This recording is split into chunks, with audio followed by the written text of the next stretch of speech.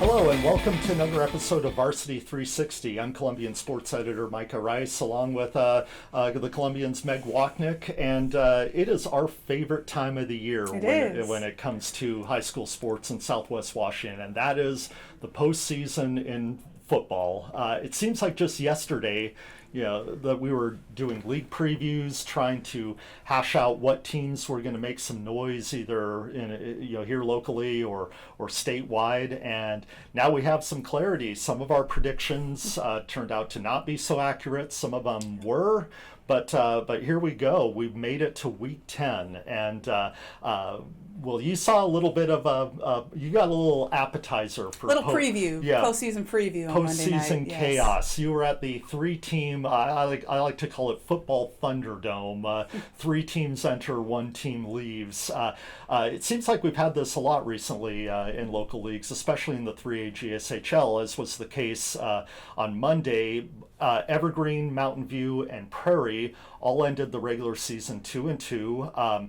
Neither of them beat the other 2 teams, so you had to settle it on the field. And what is it like, the atmosphere of a condensed tiebreak scenario versus like what you'd see on a normal Friday night? It's simple. It's basically do or die. Like you said, there's 3 teams enter, 1 team leaves. Technically, 2 other teams leave, wishing that they were going to postseason. So, you mentioned this is kind of a common occurrence for the 3A. In fact, it is. This is the 3rd time since 2016 that there's been a 3-team tiebreaker for 1 playoff spot.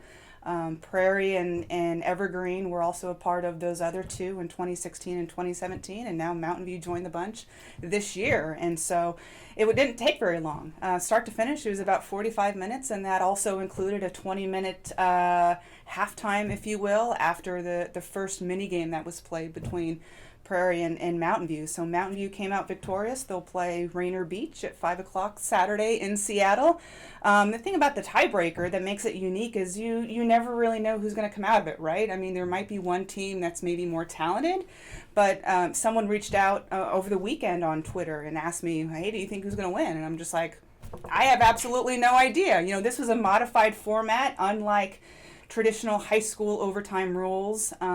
Each team got 2 untimed possessions at the 40, and the thing with the tiebreaker is whoever makes the fewest mistakes and whoever capitalizes on their possessions wins, and that was Mountain View against both Prairie 7-0 and 10-0 over Evergreen. You mentioned just the minuscule margin for error in a format like that. It's not like a 48-minute football game where you can make a few mistakes early, but eventually your stronger line or your better skill position players will win out, and you'll eventually kind of wear a team down. One bad pass, one fumble, one missed kick, it can end your season. It did, and we saw that when Mountain View played Evergreen, basically the winner-take-all game, and Evergreen's first possession on 4th and 8 ended it with an interception by Kyle Chen, and that ended that first offensive possession for Evergreen, and that was the only time they had the ball, because on Mountain View's ensuing possession was the game-winning field goal by Owen Purvis. So, yeah, one simple mistake can end your season, and it did for Prairie and Evergreen on Monday night.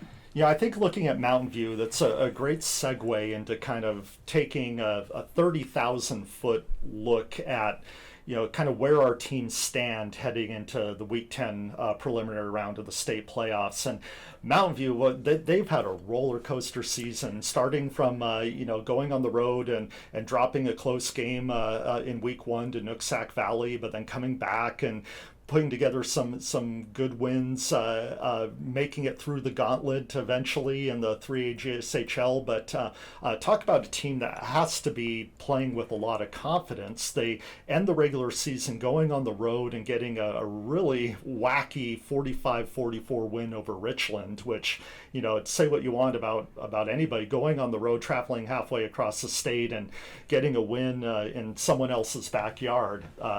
That had to give them a shot of confidence going into that Monday tiebreak. Absolutely, and after the end of the game, the Kelso Evergreen game Friday night for the league title was still going on, and they were checking not only my Twitter feed, but they were watching the live EPS broadcast to see if their season would continue on Monday night. But you said it perfectly. I mean, Mountain View's season has been the biggest roller coaster, the biggest ups, the biggest downs. I didn't see it. I said on this show early on in the season, I thought this was the best Mountain View team under Adam Matheson when you look at depth, when you look at talent, and when you look at experience on both sides of the ball. This team was as good, maybe if not better, than the 2018 team that made it to the semis.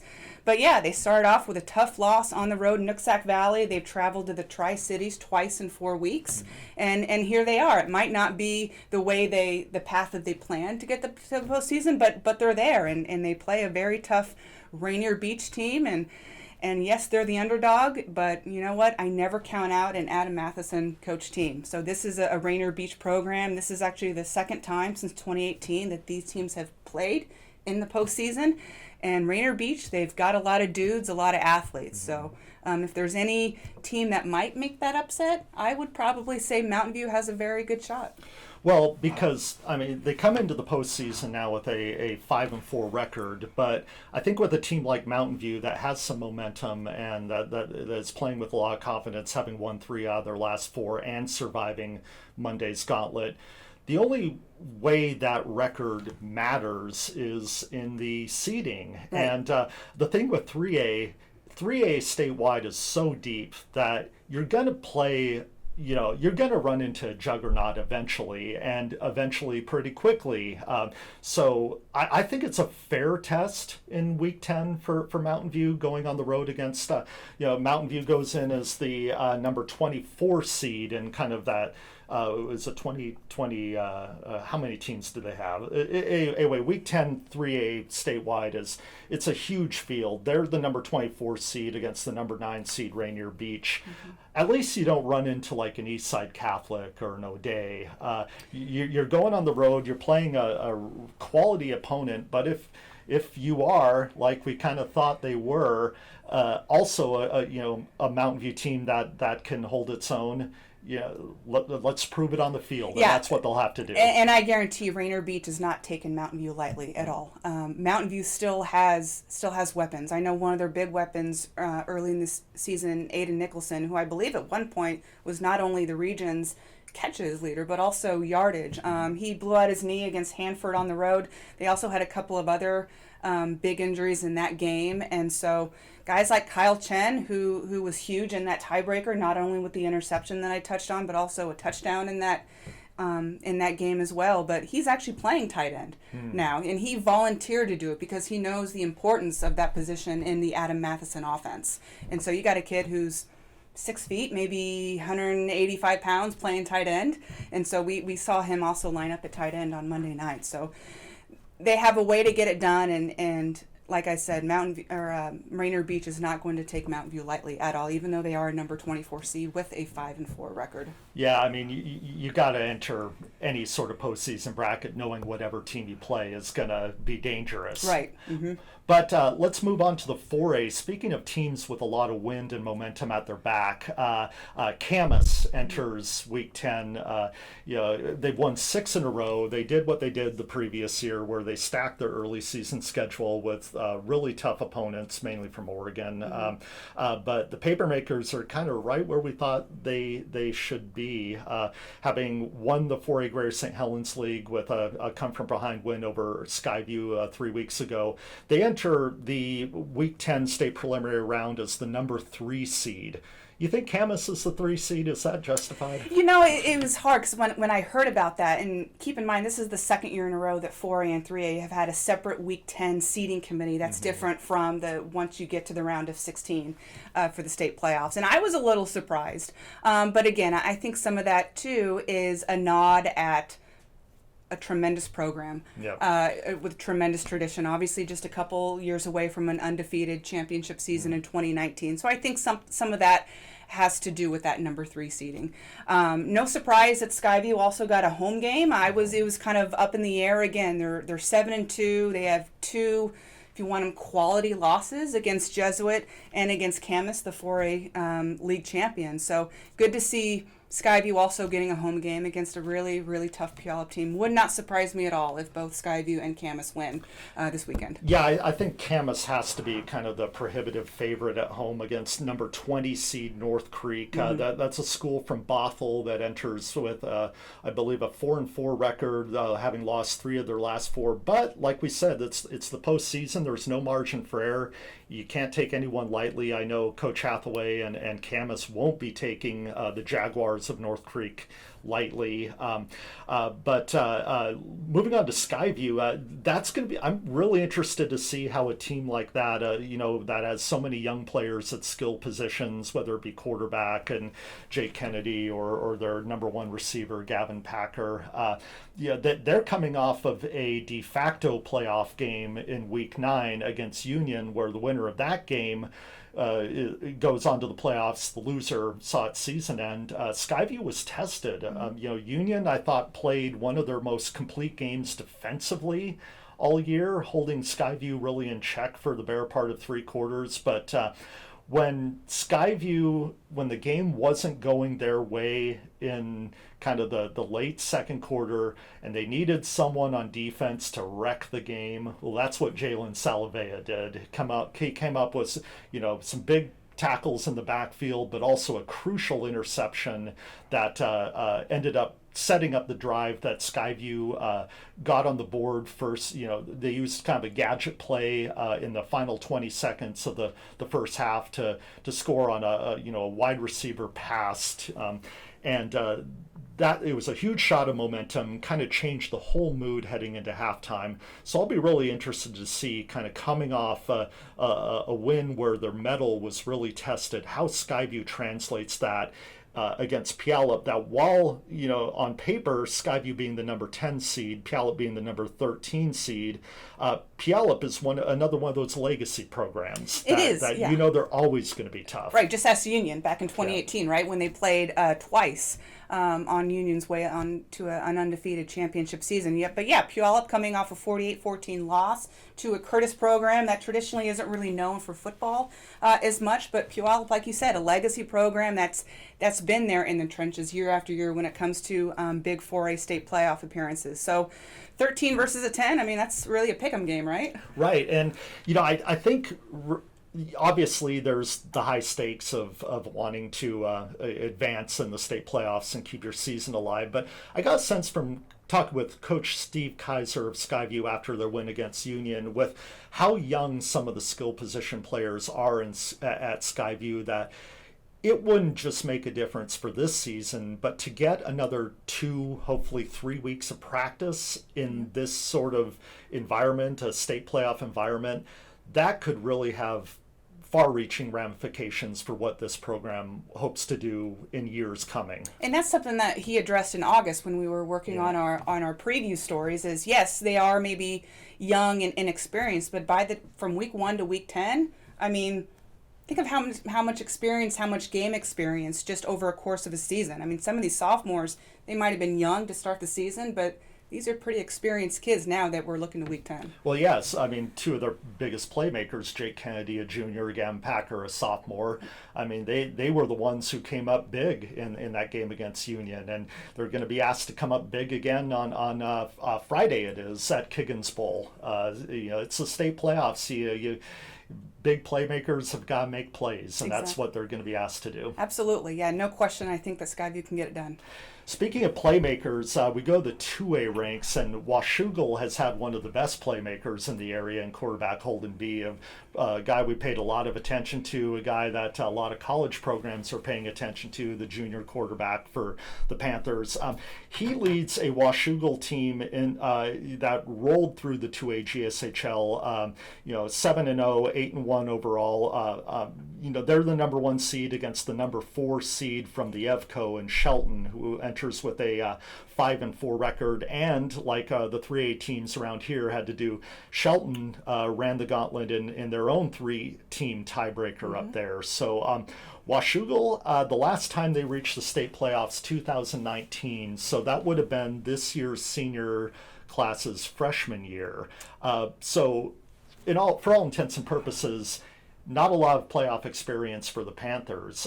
What do they need to do to kind of step it up to that next level of intensity, not having that playoff experience in their back pocket. Well, I think at first it started with that overtime win in week 1 up on the road against a very quality 3A opponent in River Ridge out of Lacey. And I think that game and the way that they handled themselves on the road really kind of set the tone for what we've seen over these last 8 or 9 weeks now. 7-0 in league play, a quality win over last year's league champion in Ridgefield, obviously outscoring in a shootout against Hawkinson, who before that was the 7-time league champion, 58-40 last week. So, as long as Washougal continues to do what they've done all season, I think we're going to see possibly this team make another state playoff run, whether it's a first round appearance or even a state quarterfinal appearance like they did losing to Linden back in 2019. Well, one thing we know about Washougal is they can score, averaging close to 40 points a game. The only time this season they have scored fewer than 28 points in a game was their lone loss week 2 against Toppenish. So we know Washougal can score. I think the only question kind of might be on defense. They also allow a lot of points. They've allowed 28 or more in all but 2 games, but one of those is kind of, it was a running clock game against Ari Long, where Ari Long had a couple of garbage time touchdowns. But if there is one question for the Panthers, I think eventually you're going to run into a team in the state playoffs that can play pretty good defense. Correct. And so your defense needs to rise and meet that challenge. And so I think that's going to determine whether the Panthers do kind of get on that state playoff run and make it deep into that bracket, or if they run into a team that is really stiff on the defensive end and can kind of neutralize a lot of what Washougal does best on the offense. That might be for me, the biggest question mark about Washougal is just how good are they defensively. You look at their schedule and you look at the results, and there's not one game when you go, oh, that was a tremendous defensive performance, just because a lot of it just offensively they're so impressive, right? Well, so I don't think we've seen that one game where you're just like, wow, that's an impressive defensive output. Well, I think their Week 9 win over Hawkinson kind of encapsulates it. They allow 40 points to Hawkinson, but they score 60 58. or 58. Yeah. so as long as you score more than the other team, does it really matter at the end? Yeah, you're doing what you want to do. And Grant Hawkinson plays a very up tempo. They tend to trend towards shootouts, but that's something that we'll be really interested to see whether the playoff Panthers are kind of a different animal than the regular season Panthers. The rest of the 2A GSHL kind of has a tough row to hoe, especially number 3 seed Ridgefield. They get to go up and play, we always talk about the team you want to avoid in the playoffs. Well, it's Tumwater. And it wasn't even that Ridgefield got the final berth. Tumwater gets beaten by WF West this year, so Tumwater goes in as the EVCO number 2. They await the Greater St. Helens League number 3 seed Ridgefield.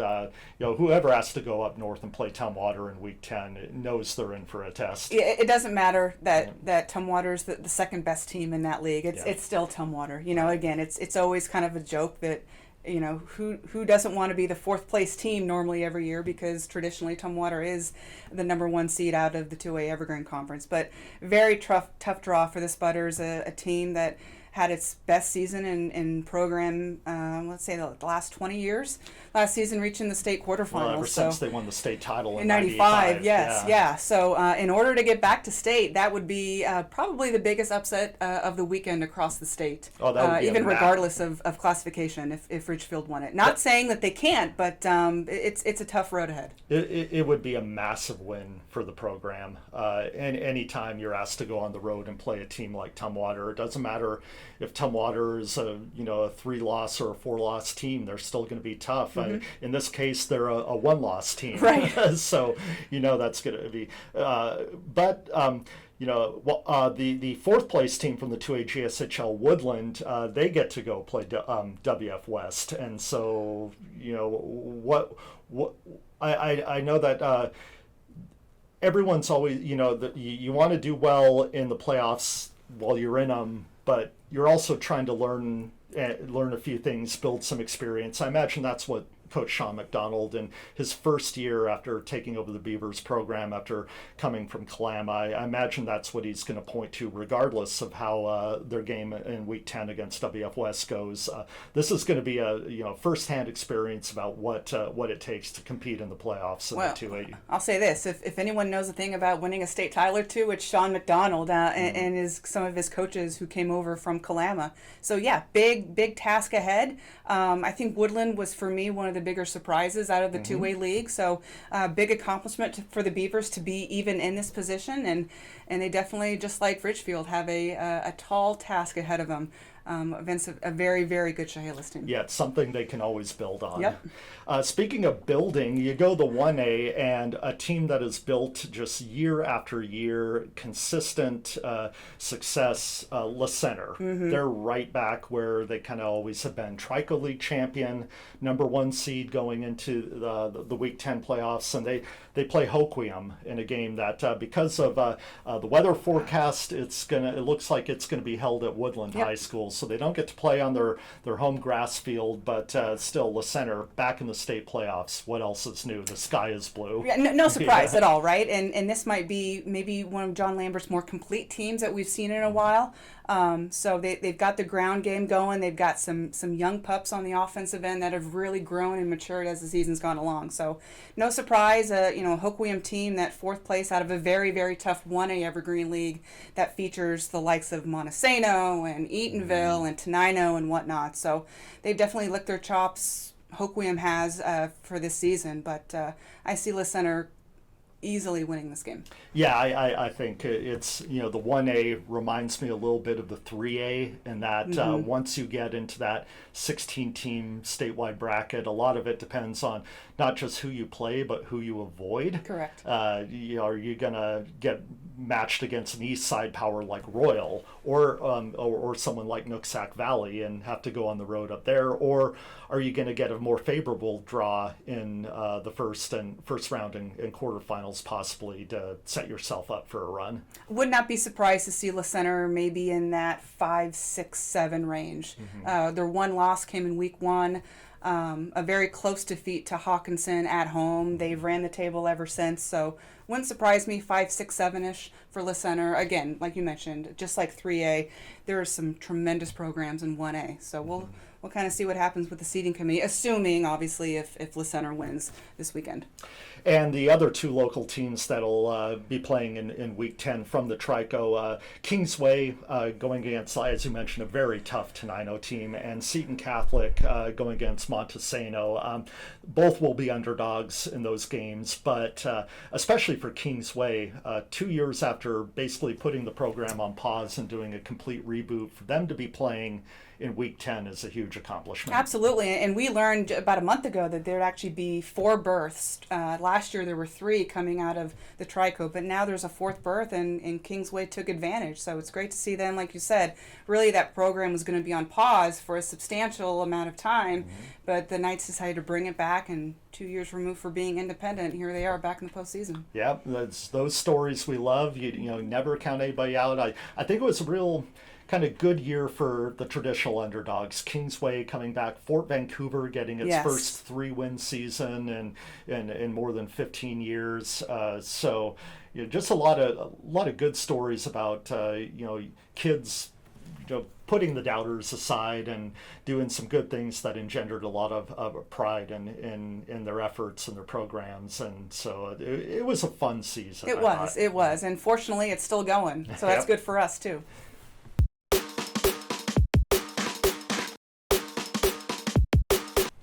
Well, Meg, you have a story coming up on Friday. We started with Mountain View, and you have a look at one of their more impactful players who, you'd figure you'd find him on a baseball field, not on a football field, if you traced his life story back a few years ago. But tell us about what you've got coming up. Yeah, so Jacob Martin, 2-way starter for Mountain View. His only 3rd season of high school football. And so Coach Adam Matheson really was kind of stunned to see him deciding to turn out for football as a sophomore Because he was bored during COVID. And so if you remember back in the condensed 2021 season when football was starting in February, essentially, that's when he decided to turn out, right? And so he's a tremendous corner, a lockdown corner, a great receiver, and really kind of one of the leaders in the secondary for Mountain View. And you see that skill set. He's a tremendous baseball player. You see how his center fielder experience really translates in the secondary playing corner. So tremendous kid, great all-around athlete, also a star on the basketball team as well for the Thunder. So just a tremendous all-around athlete, but really kind of finding his way in football, especially this season. Well, be sure to look that up on Friday at 360preps.com, or as always, pick up a copy of the Columbian.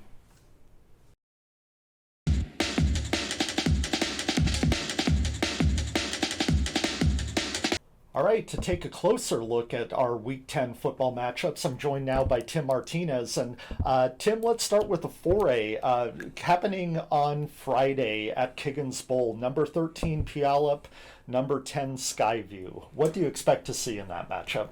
I'm kind of thinking it's going to be a good game. It's the Puyallup is a interesting team. So the South Puget Sound League is a 10-team league. Mm-hmm. So every team in that league plays 9 league games. So they don't play outside of the league.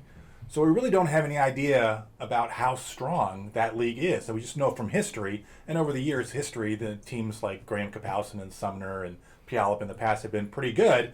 So we have to assume that the league is pretty strong. Puyallup is just coming off a 48-14, I think it was, loss to Curtis, which is historically not as strong in football. So it's kind of, you don't really know until you get them out there. I think Week 10 actually tells us a lot about how some of these leagues match up against other leagues. And so, just going off past history of the Greater St. Helens League and the South Puget Sound League, matchups between these two leagues have led to good games, quality games. Yeah, it's completely the inverse when you look at the fact that Puyallup spent almost their entire schedule against league opponents, and Skyview spent almost all of its schedule playing non-league opponents. Yeah, they spent the first 6 weeks non-league, and then they played the last 3 in league. So it's just, it's one of those just funky sort of geographical misbalances in the state where we're in the 4A at least, and a little bit in the 3A, we're a little bit geographically isolated down here. And so, you kind of, I remember talking to some other people about, it's like, it would actually make sense for the Greater St. Helens League to pair up with the South Puget Sound League and give a 14-team league with a North and South division, and you'd really only have to travel north maybe twice a season. Mm-hmm. Would actually make sense, although I don't think the teams from up north would probably agree to that. But no, it would never happen. But it kind of makes sense. It's not that far to go, 2 hours, and Skyview was finding games. They had to go to Kamiak. Kamiak was here, but they went to Bothell. Mm-hmm. Camas went up to play Yelm and Lincoln, and Union went all the way up to Idaho for games. Mm-hmm. They got to do. They're used to traveling. But anyway. So the matchup is still, I think, going to be an interesting. Good matchup. Interesting to see what Skyview does. Again, they haven't played a team from outside of the area here for about a month. They haven't really played. Some of the teams that they played have good track records. Both Bothell and Kamiak are in the playoffs, but they go in the playoffs with I think with losing records or right around 500. So again, we're gonna find out a lot about both teams coming up on Friday. Well, you'll get to see the other 4A Greater St. Helens League entrant into the playoffs also here in Clark County on Saturday. Camas, number 3 seed versus number 20 seed North Creek of Bothell. These are 2 programs that are kind of on the opposite trajectories. Camas has won 6 straight games, and North Creek has lost 3 of their last 4. Yeah, well, they play in a tough league in the 4A Kinko. So it was interesting to see Camas at 6-3 pulled the number 3 seed out of those 22 teams that were sorted. That was a little bit surprising to see. I think when the matchups first came up, I just saw the matchups and saw North Creek, saw that they were 4-4, and I thought, oh, that's a good matchup for the paper makers. And then I saw the seedings come out and that they were actually the 3rd seed, so they're playing number 20 North Creek. So Week 10, typically for Camas, typically for the Greater St. Helens League champion, is usually an easy win in Week 10 on these crossovers. So I kind of expect that's what we'll probably see at Doc Harris on Saturday. Moving on to the 3A, Mountain View survives the gauntlet of the Monday three-team tiebreaker, is awarded the number 24 seed, and has to go up north to play a tough number 9 seed Rainier Beach. Yeah, going up and playing any of those Metro teams, you're going to get a good battle. You're going to have athletes. You're going to have speed to deal with. Mountain View is kind of they're riding some momentum right now. They had a win over I think league wins over Prairie and Heritage, and then they had that comeback win up at Richland on Friday, and that kind of put them into that tiebreaker on Monday. And really, Mountain View clearly looked like the best team in that tiebreaker format on Monday. It's kind of a short, abbreviated format, but they played the best of those three teams and earned their way in. So it's a really good opportunity for Mountain View to kind of sort of rally around. I think if you talked to us back in August and said, hey, Week 10 you're going to see Mountain View and Rainier Beach, you'd think that would be a pretty good matchup. So we'll see if that materializes on Saturday. Well, yeah, I mean, a lot of hype around Rainier Beach. They are 6-2. Their only losses this year have come to O'Day and Eastside Catholic, two statewide powers. So you know they've kind of seen some really good teams, and so that'll be an interesting to see how that matches up with the Mountain View. Washougal 8-1, 7-0 in the 4A or 2A Greater St. Helens League. They draw the number 4 seed out of the EVCO. Shelton, which also survived a tiebreaker. What do you think this is going to be like for a Washougal team that not much of the roster has ever seen postseason action? I think it's somewhat telling that they're playing this game on Friday. You kind of figure, okay, Shelton's playing in the tiebreaker on Tumwater on Monday, and then they're going to have Tuesday, Wednesday, Thursday to pray for this playoff game. Kind of makes you think that maybe they don't feel like they match up well with the Washougal, and you kind of figure if you matched up well in this matchup, you'd want as much time to prepare and get yourself ready for that one. So the only benefit, I think, is Friday's forecast is supposed to be very, very rainy. And so maybe Shelton agreed to a Friday game because they think that might neutralize Holden B and Washougal's ability to pass the ball. And I don't know I haven't really looked at Shelton to see how they operate, whether they run heavy or pass heavy. Maybe that's a factor. Last weekend, Washougal put up 51 points in the rain. So I think they can probably manage this and get by this Week 10. Looking at Ridgefield, a team that won the 2A Greater St. Helens League last year, they come in as the number 3 seed, and they get the prize of having to go on the road and facing Tumwater. Yeah, that's usually not an enviable position to be in, and it's not this year again for the Spudders. Again, Tumwater loves to run. They're going to run the ball, run the ball, and the conditions on Friday will favor that. Richfield likes to do a little bit of both. They've been a little bit more run heavy this year than they were, last year. They're going to really need to lean on that and lean on its defense to try to keep close and stay on this game against a pretty potent Tumwater team. And Woodland, the number 4 berth from the 2A Greater St. Helens League, obviously is going to be an underdog against EVCO champion WF West. But like I spoke with Meg Wachnick about, just making the postseason, that's got to be a feather in the cap for what Sean McDonald is trying to establish there, and that kind of winning culture he brought to Woodland from Kalama. Yeah, in the preseason, a lot of people thought that Sean McDonald would bring good things to Woodland. They just weren't sure about how quickly that would happen, and they earned that 4th seed. They're coming in off of a couple of losses heading into this game. I think they were at one point 3-1 in league, and then finished 3-4. So. It's not the best momentum you want to be in heading into the playoffs, and also again, it's a very good WF West team. But I think this is a an experience that will help them going forward. On to the 1As. La Center wrapping up the Trico League title last week with a win over Castle Rock. They go in with some momentum and a good record against Hoquiam in a game that's been moved to Woodland High School. Yeah, I talked to John Lambert after the game on Friday against Castle Rock, and he was really hoping to play on the home field last time for the seniors. They were planning to do a pre-Veterans Day celebration thing. And it turned out that field conditions just kind of deteriorated with the wet weather. And again, it's supposed to be very wet on Friday. I think the soccer team is scheduled to play on Thursday at home. I don't know if that's actually going to be played at La Center or not, but apparently the grass field wasn't going to hold up, and so they're going to be at Woodland. He did say that playing on the soft field would kind of slow down some of the things that they like to do and so being on the turf field will help them with that. There's a big gap up in the 1A EVCO between the top three teams up there and Hoquiam, and so I think La Center's in a good position here and earning that spot last week with the win over Castle Rock. To move on to state.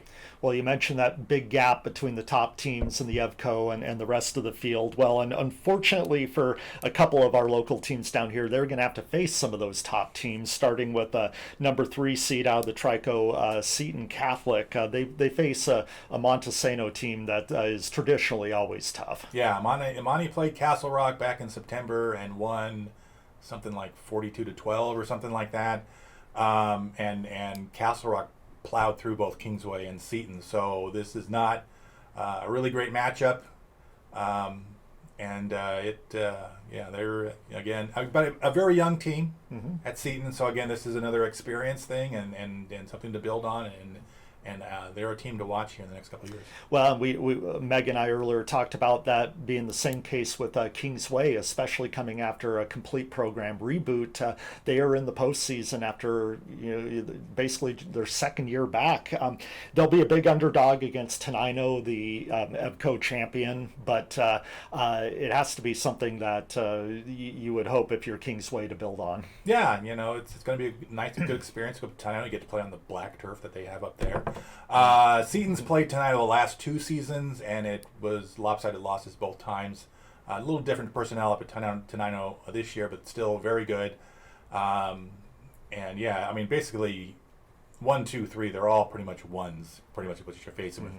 Castle Rock has got these the 2 seed. They're going to be hosting Eatonville, and John Lambert was telling me that when Eatonville lost to, I can't remember if they lost to, I think they lost to Montesano a couple of weeks back, that they were beat up and they had some kids out sick, but now they're all healthy, and so it's really kind of feels like 3 number 1s playing against the Trico. So it might just be La Center moving on to state next week, and if that happens, we'll look forward to it.